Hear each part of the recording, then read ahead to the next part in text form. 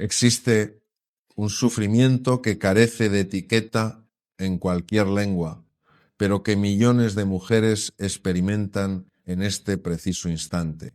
Es ese vacío mudo que surge cuando la persona por la que entregaste tu esencia, a quien protegiste incluso en sus peores errores, termina traicionando tu confianza y fracturando algo en tu interior que aún no logras definir. Lo más revelador es que esta herida no afecta a todas por igual. Hay un perfil específico de mujer que lo vive con una intensidad más aguda y desconcertante. Es muy probable que esa mujer seas tú o alguien muy cercano que necesita escuchar esto, sin imaginar que lo que está por descubrir hoy tiene el potencial de transformar su existencia para siempre. Bienvenidos a Conocimiento de Vida. Lo que voy a contarte hoy va mucho más allá de lo que sugiere el título de este vídeo. El título se queda corto. Lo que vas a escuchar en los próximos minutos no es solo una reflexión sobre el dolor. Es una hoja de ruta. Es una explicación que quizás nadie te ha dado con esta claridad.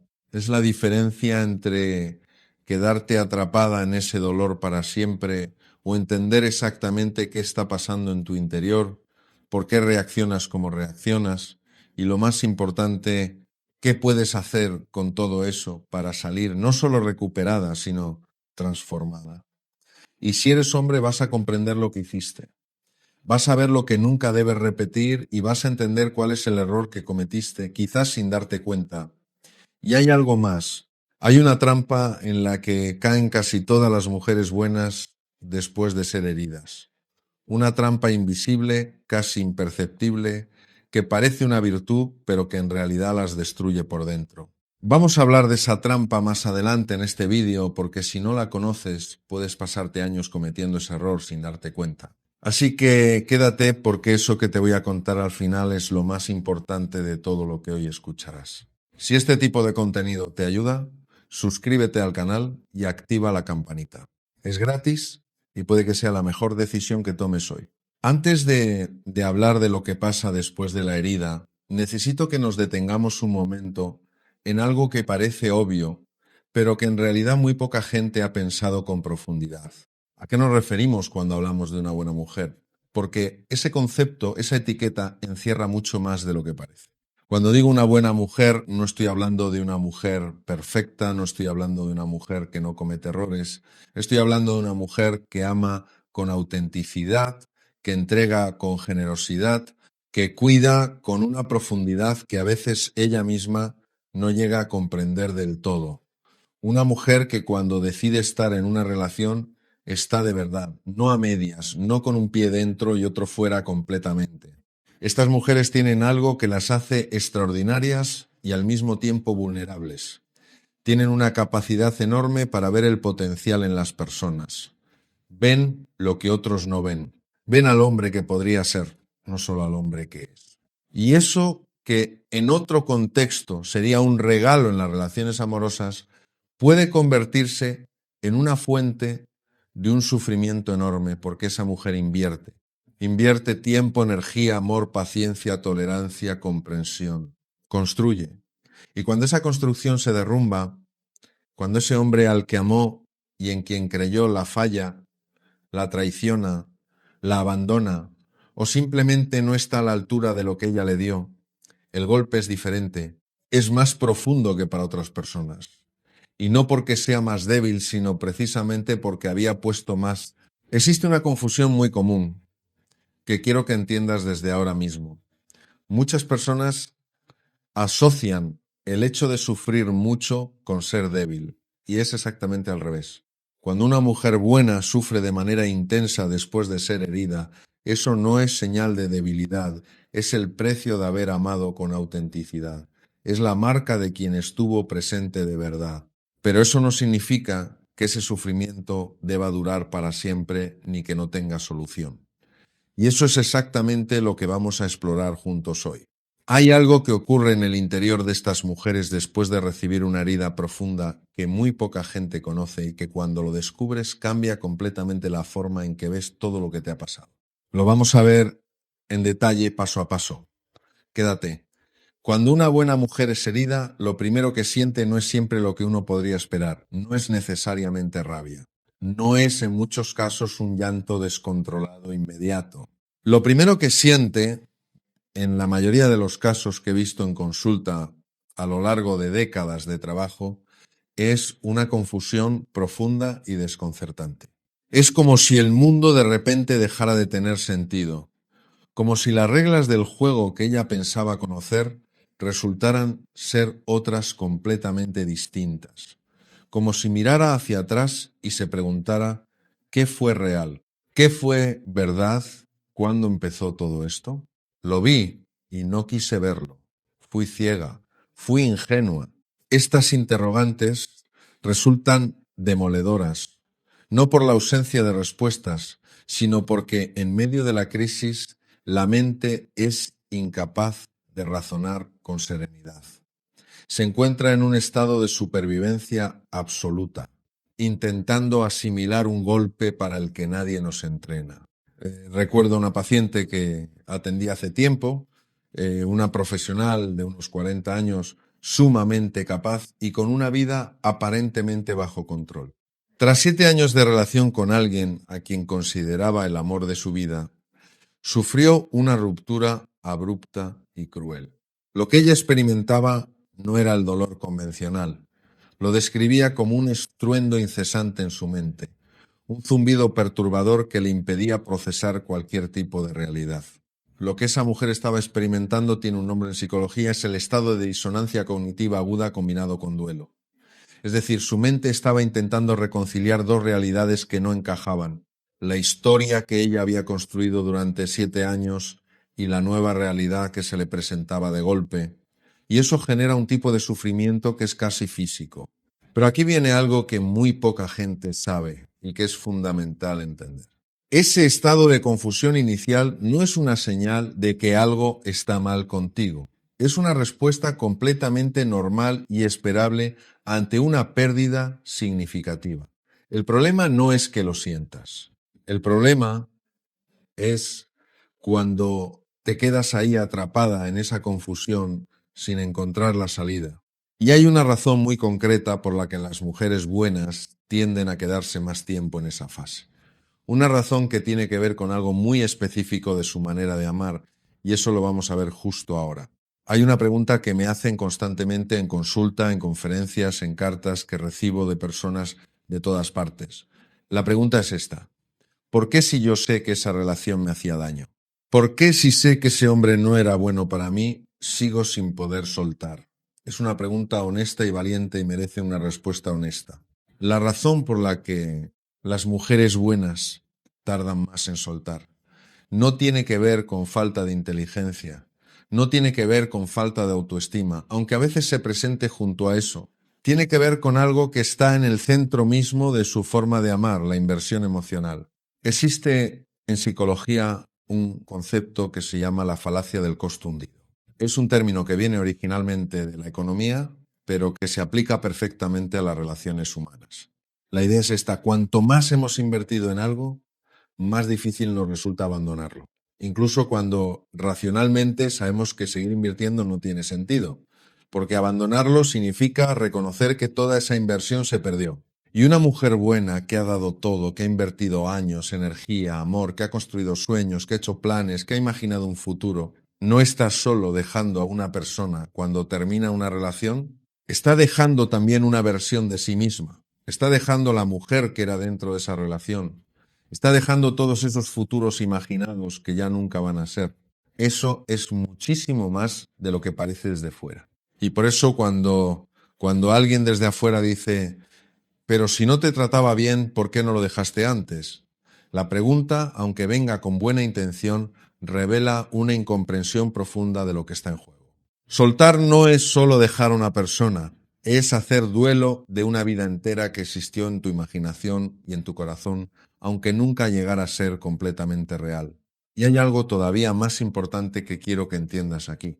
Hay una trampa específica en la que caen las mujeres buenas después de ser heridas. Una trampa que parece una fortaleza, pero que en realidad es una jaula. Voy a hablarte de ella más adelante y cuando la descubras vas a reconocerla de inmediato, ya sea en ti misma o en alguien que conoces. Pero antes necesito que entiendas qué pasa en el cuerpo y en la mente durante este proceso, porque eso es fundamental para poder salir de él. Vivimos en una cultura que tiende a separar lo emocional de lo físico como si fueran dos mundos completamente distintos, como si el corazón roto fuera solo una metáfora poética sin consecuencias reales en el cuerpo. Pero la neurociencia y la psicología llevan décadas demostrando que eso es completamente falso.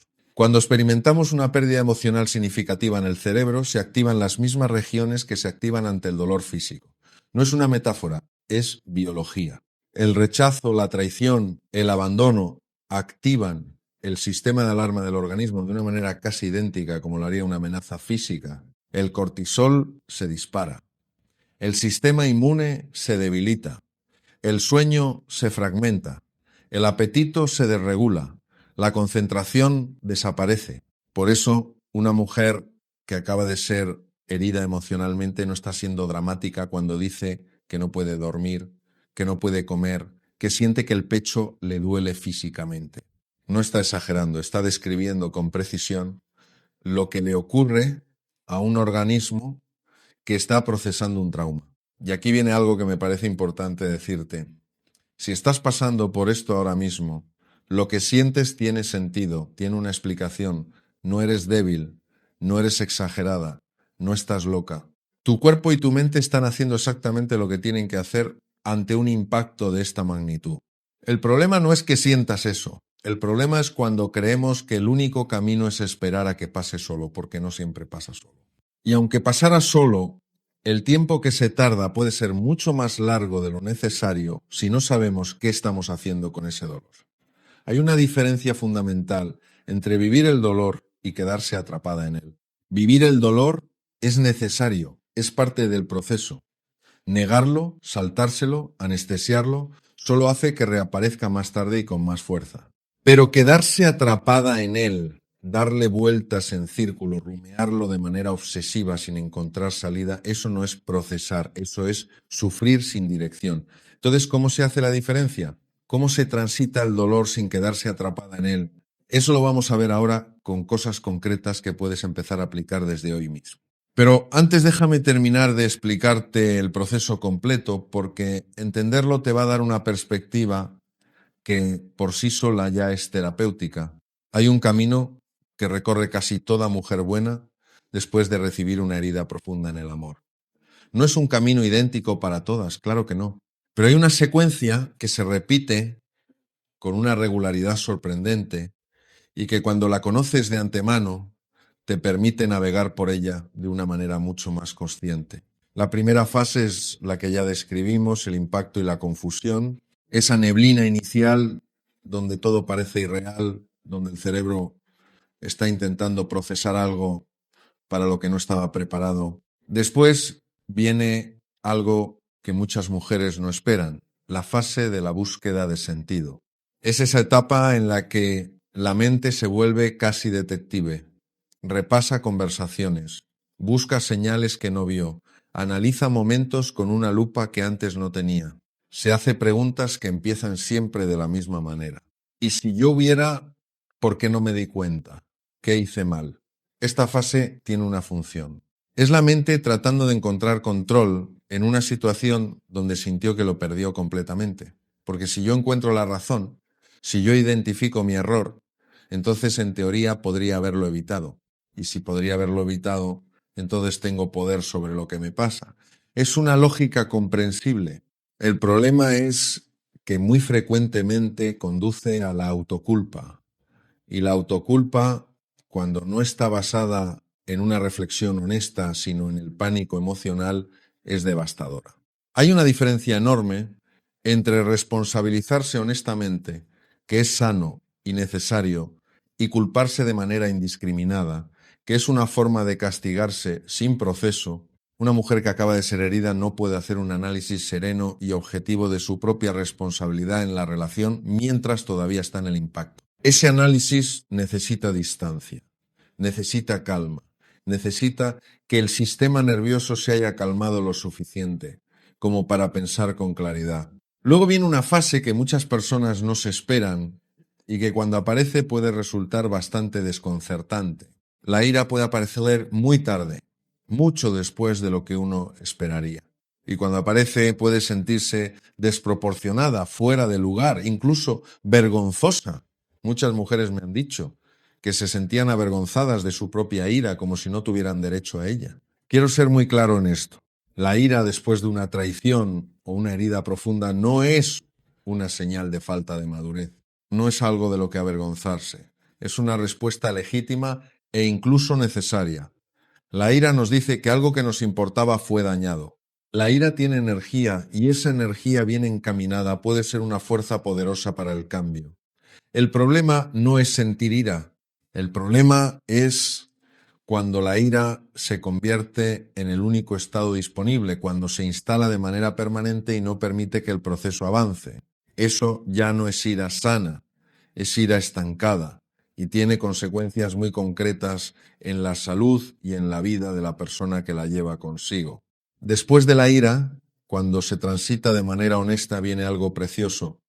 Viene la comprensión, esa fase en la que de repente, casi sin buscarlo, empiezas a ver el panorama completo. Ves no solo lo que él hizo mal, ves también qué parte de ti eligió esa relación, qué necesidades estabas tratando de cubrir, qué historia interna tuya se estaba repitiendo en esa dinámica. Y eso, aunque puede doler, también es liberador de una manera que muy pocas cosas lo son. Y al final, cuando todo ese proceso se hace bien, o bastante bien, aunque nunca perfectamente, llega la integración. Esa fase en la que lo que te pasó ya no te define, en la que la herida se convierte en cicatriz, en la que la historia de ese hombre que te hirió pasa a ser una parte de tu historia, no toda tu historia, una parte que te enseñó algo, que te cambió en algo, que te hizo, si lo decides así, más tú que antes. Pero para llegar hasta ahí hay que hacer cosas concretas, hay que tomar decisiones específicas y hay que evitar esa trampa que mencioné al principio, esa que parece una fortaleza pero que es una jaula. Pronto llegamos a eso. Pero antes necesito hablarte de algo que le pasa específicamente a los hombres en todo esto, porque este vídeo no es solo para mujeres. Hay algo que los hombres necesitan escuchar y que muy pocas veces alguien les dice con claridad, algo que no es un reproche ni un ataque, sino una observación honesta basada en años de trabajo clínico y de observación de la naturaleza humana. Cuando un hombre o una mujer buena, en la mayoría de los casos no lo hace desde la maldad consciente y premeditada. Lo sé porque he hablado con muchos de esos hombres. He escuchado su lado de la historia, he visto su confusión, su vergüenza, a veces su arrepentimiento genuino. Los hombres que hacen daño a mujeres buenas, en la gran mayoría de los casos, lo hacen desde uno de estos tres lugares. Desde el miedo, desde la inmadurez emocional o desde sus propias heridas no resueltas. El miedo es quizás el más común, el miedo a la intimidad real, el miedo a ser visto de verdad, porque cuando una mujer buena te ama, te ve, no te ve como quieres ser visto, te ve como eres. Y eso para un hombre que no ha hecho el trabajo interior de conocerse y aceptarse a sí mismo puede ser aterrador. Y el miedo cuando no se nombra y no se trabaja se convierte en comportamientos que dañan, en distancia emocional, en infidelidad, en crueldad sutil, en abandono. La inmadurez emocional es otra fuente frecuente de daño. Un hombre que no ha aprendido a gestionar sus emociones, que no tiene vocabulario emocional, que no sabe qué hacer con la vulnerabilidad propia o ajena, va a cometer errores enormes en las relaciones íntimas. No porque sea malo como persona necesariamente, sino porque no tiene las herramientas para estar en una relación profunda sin hacerle daño a la otra persona. Y luego están sus propias heridas, los patrones que aprendió en su familia de origen, las historias que se repiten sin que él lo sepa, la forma en que aprendió a relacionarse con las mujeres observando a su padre o a su madre, o la manera en que fue herido él mismo en relaciones anteriores y nunca procesó ese dolor. Esto no es una excusa. Que tengas una historia difícil no te da derecho a herir a otros, pero entender de dónde viene el daño sí es útil para las mujeres que lo reciben porque les ayuda a no tomar ese daño como una definición de su propio valor, y para los hombres que lo causan porque es el primer paso para tomar responsabilidad y hacer algo diferente Porque hay algo que los hombres deben entender. Cuando hieren a una mujer buena, no solo le hacen daño a ella, se hacen daño a sí mismos.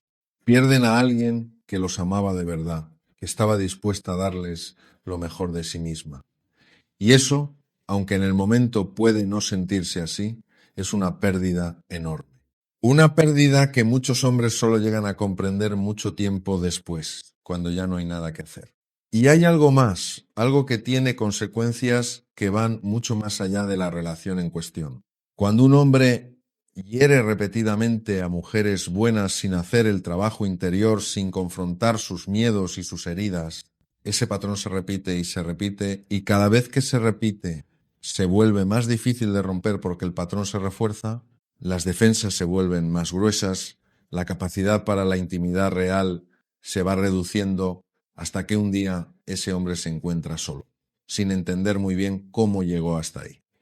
Ahora bien, hay algo que hace que todo cambie. Hay un punto de inflexión en el que un hombre puede decidir hacer las cosas de manera diferente. Y también hay un punto de inflexión en el que una mujer herida puede decidir qué hacer con lo que le pasó. Y de eso vamos a hablar ahora de una manera muy concreta. Ya es hora de hablar de esa trampa. La prometí al principio y la he estado guardando porque quería que llegáramos a ella con el contexto adecuado para entenderla completamente. La trampa se llama el blindaje emocional. Y es exactamente lo que parece, cerrarse, ponerse una armadura, decidir después de haber sido herida que nunca más vas a volver a ser tan vulnerable, que nunca más vas a dar tanto, que nunca más vas a confiar de esa manera, que nunca más vas a amar con esa intensidad. ¿Lo reconoces o reconoces a alguien que lo ha hecho? Porque desde fuera y a veces incluso desde dentro, el blindaje emocional parece una señal de madurez. Parece que la persona ha aprendido la lección, parece que ya no va a dejarse hacer daño, parece incluso una forma de respeto hacia una misma, pero es una trampa y es una trampa de las más peligrosas, precisamente porque se disfraza de sabiduría. Lo que ocurre cuando una persona se blinda emocionalmente es que efectivamente se protege del dolor específico que conoce, del tipo de herida que ya recibió, pero al mismo tiempo se cierra todo lo demás, se cierra la conexión genuina, se cierra la posibilidad de volver a sentir esa profundidad que sentía cuando amaba de verdad. Se cierra a nuevas relaciones que podrían ser completamente diferentes. Y lo más grave es que el blindaje no es selectivo. No puedes cerrar solo la puerta del dolor. Cuando cierras esa puerta, cierras también la puerta de la alegría profunda, de la intimidad real, de la conexión que te hace sentir viva y presente en el mundo. He visto mujeres brillantes, extraordinarias, generosas, que después de una herida profunda decidieron no volver a abrirse y años después desde afuera parecían perfectamente bien. Tenían una vida funcional, exitosa incluso, pero cuando las escuchabas hablar del amor, había una frialdad que no era su naturaleza, una distancia que no era quien ellas eran, un vacío donde antes había una llama. Eso no es protegerse, eso es amputarse. La pregunta entonces es, si el blindaje es una trampa, ¿cuál es la alternativa? Si cerrarse no es la respuesta, ¿qué se hace con esa vulnerabilidad que tanto dolor causó? La respuesta es una de las cosas más contraintuitivas que vas a escuchar hoy y al mismo tiempo una de las más liberadoras si la entiendes bien, ¿no? La respuesta no es ni cerrarse ni volver a abrirse de la misma manera ingenua que antes. La respuesta es desarrollar lo que yo llamo una vulnerabilidad consciente. Una vulnerabilidad que no niega el riesgo pero que elige correrlo. Una vulnerabilidad que ha aprendido a distinguir entre quién merece acceso a tu interior y quién no. Una vulnerabilidad que ya no nace del miedo a quedarse sola o de la necesidad de ser amada a cualquier precio, sino de la fortaleza de quien sabe quién es y decide dar desde ese lugar. Esa es la diferencia y es enorme. Una de las cosas que más claramente veo en las mujeres que han sido heridas es que a menudo no tienen un mapa claro de sus propios patrones emocionales. No saben por qué eligieron a ese hombre. No saben qué necesidad interna los unió. Y si no lo saben, es muy difícil que la próxima vez las cosas sean diferentes, porque el amor no es solo química, no es solo mariposas en el estómago y atracción física, aunque eso forme parte de él. El amor tiene una arquitectura interna que está construida sobre nuestras experiencias tempranas, nuestros miedos, nuestras necesidades no satisfechas, los modelos de relación que aprendimos desde pequeños, y cuando esa arquitectura tiene grietas, cuando está construida sobre patrones disfuncionales aprendidos en la infancia o en relaciones anteriores, terminamos atrayendo o siendo atraídas por personas que encajan en esas grietas de maneras que inicialmente se sienten como encaje perfecto, pero que a largo plazo producen exactamente el tipo de dolor del que estamos hablando hoy. Hay una pregunta que me gusta hacer a mis pacientes cuando estamos trabajando en este territorio. La pregunta es, ¿qué te resultaba familiar en él? No qué te gustaba, sino qué te resultaba familiar. Porque hay una tendencia humana muy profunda a confundir lo familiar con lo bueno, lo conocido con lo seguro. Una mujer que creció viendo a su padre ser emocionalmente distante puede sentir una atracción casi irresistible por hombres emocionalmente distantes. No porque sea masoquista, no porque disfrute el sufrimiento, como a veces se dice de manera simplista y poco generosa, sino porque esa dinámica le resulta conocida, predecible en cierto modo, y la mente tiende hacia lo que conoce, aunque lo que conoce le haga daño. Lo mismo ocurre con mujeres que aprendieron desde pequeñas que el amor hay que ganárselo, que hay que esforzarse mucho para ser amada, que si no das todo, si no te sacrificas, si no te esfuerzas constantemente, la persona que amas se va. Esas mujeres son extraordinariamente buenas dando, extraordinariamente generosas, atentas, presentes, y con mucha frecuencia terminan en relaciones donde el otro toma mucho más de lo que da, porque esa es exactamente la dinámica para la que fueron entrenadas. Reconocer este patrón no es fácil, requiere honestidad, requiere mirar hacia adentro con una mirada compasiva pero valiente, pero es uno de los actos más importantes que puedes hacer por ti misma porque es lo que te permite empezar a elegir diferente. Y elegir diferente no significa elegir perfectamente. No existe el compañero sin defectos ni la relación sin dificultades. Significa elegir desde un lugar más consciente, desde un conocimiento más profundo de ti misma, desde una claridad sobre lo que necesitas, lo que mereces y lo que estás dispuesto a aceptar y lo que no. Llegamos a uno de los temas más polémicos y más mal entendidos cuando hablamos de sanar después de una herida profunda, el perdón. Hay dos posiciones extremas que suelen aparecer en este debate y las dos, a mi juicio, se equivocan.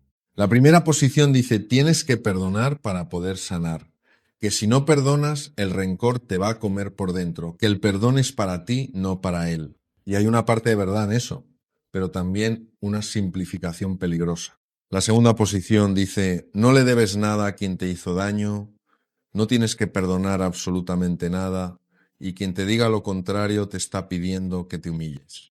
Y también hay algo de verdad ahí, pero también una confusión importante. Permíteme darte mi perspectiva, que es la que he construido a lo largo de muchos años de trabajo clínico y de reflexión. El perdón no es decir que lo que el otro hizo estuvo bien, no es borrar lo que pasó, no es volver a dar confianza automáticamente a quien la rompió.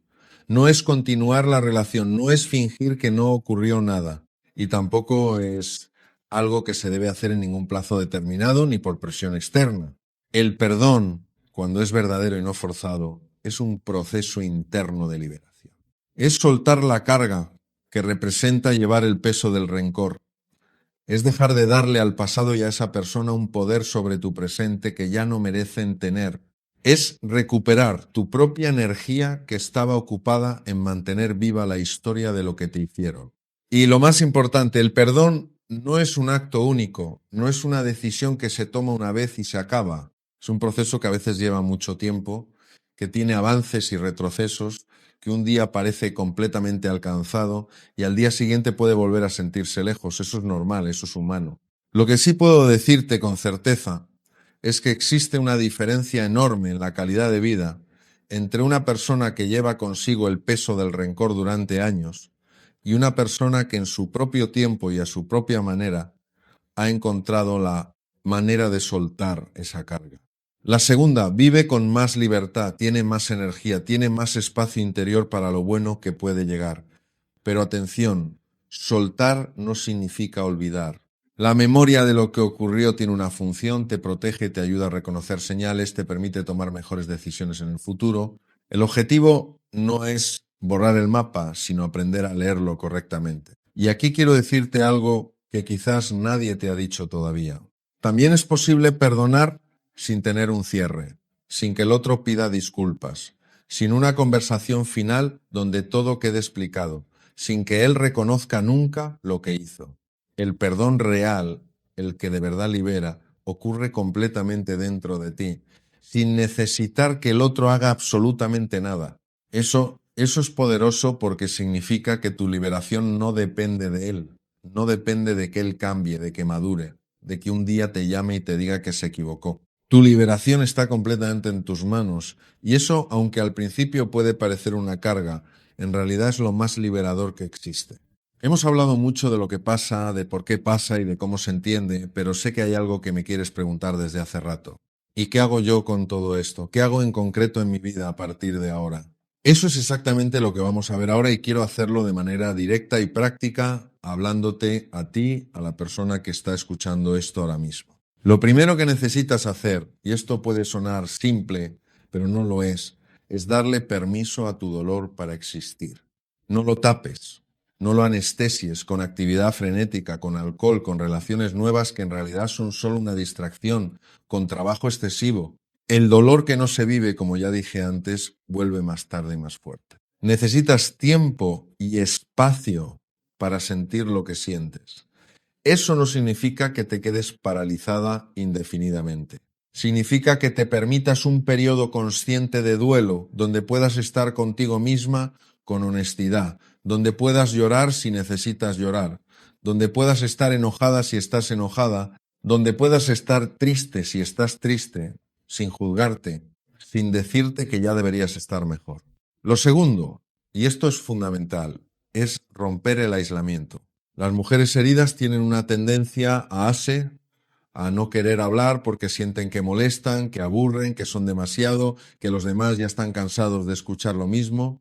Y a veces eso es verdad, y a veces es solo la voz del dolor que te dice que no mereces apoyo.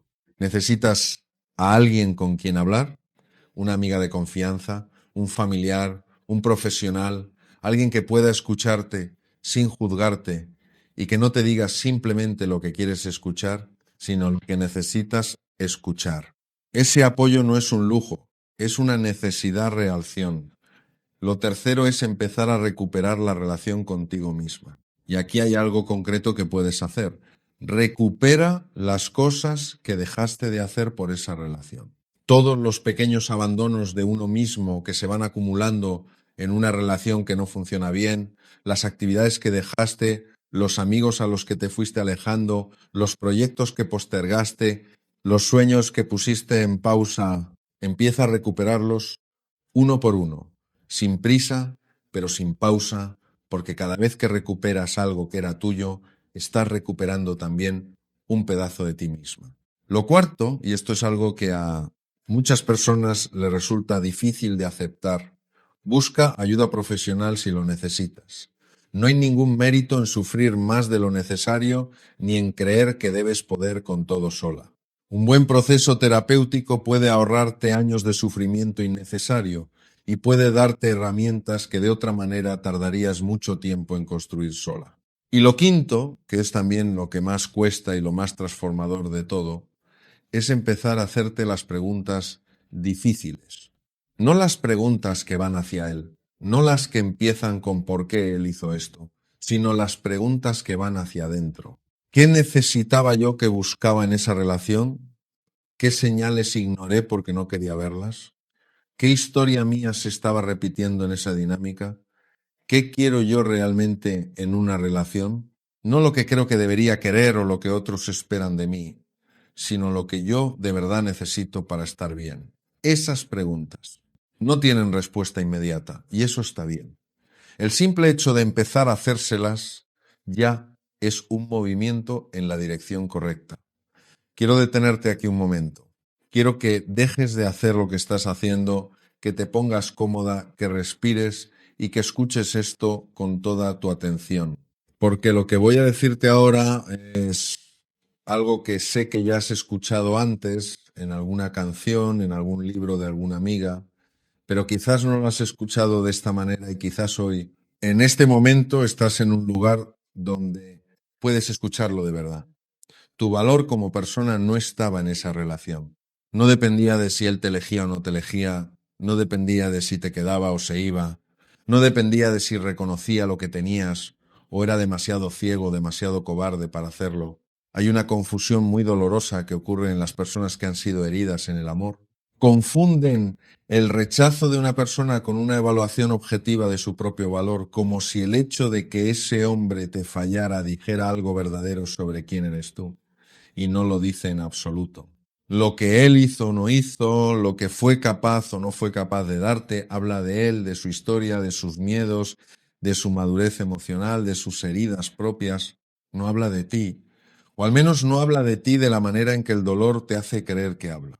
Eres valiosa no porque alguien te haya elegido, sino porque existes, porque eres quien eres, porque tienes una historia única, una manera de ver el mundo que nadie más tiene, una capacidad de amar y de estar presente que aunque ahora mismo pueda sentirse como una debilidad, es en realidad uno de los recursos más extraordinarios que una persona puede tener. La herida que sientes ahora no define tu futuro, define solo el momento presente. Y el momento presente, por doloroso que sea, también pasa. He visto a mujeres llegar a mi consulta completamente destrozadas después de relaciones que las dejaron sintiéndose invisibles, indignas de amor, como si fueran demasiado para algunos y no suficientes para otros al mismo tiempo. Y he visto a esas mismas mujeres, tiempo después, cuando habían hecho el trabajo que era necesario hacer, transformadas, no solo recuperadas, transformadas, más ellas que nunca, con una claridad sobre sí mismas que antes de esa herida paradójicamente no tenían. Porque hay algo que la herida, cuando se transita bien, hace, te obliga a conocerte, te obliga a encontrarte contigo misma de una manera que la comodidad y la rutina nunca hacen. Te obliga a preguntarte qué quieres, qué necesitas, quién eres cuando no estás definiéndote a través de la relación con otro. Y lo que encuentras al final de ese proceso puede sorprenderte. A los hombres que están escuchando esto, quiero decirles algo directamente. Si en algún momento de este vídeo te has reconocido en la descripción del hombre que hiere, si has escuchado algo que te ha hecho pensar en una relación pasada o en la que estás ahora mismo, no cierres eso. No lo empujes hacia adentro, no lo ignores, porque esa incomodidad que sientes en este momento es información valiosa. Es tu conciencia diciéndote algo.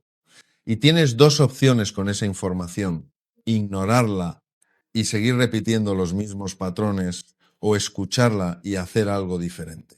Ser un hombre emocionalmente maduro no significa ser perfecto, no significa nunca equivocarse, significa estar dispuesto a mirar con honestidad lo que haces y lo que produces en los demás. Significa tener la valentía de hacer el trabajo interior, aunque sea incómodo. Significa estar dispuesto a buscar ayuda cuando la necesitas.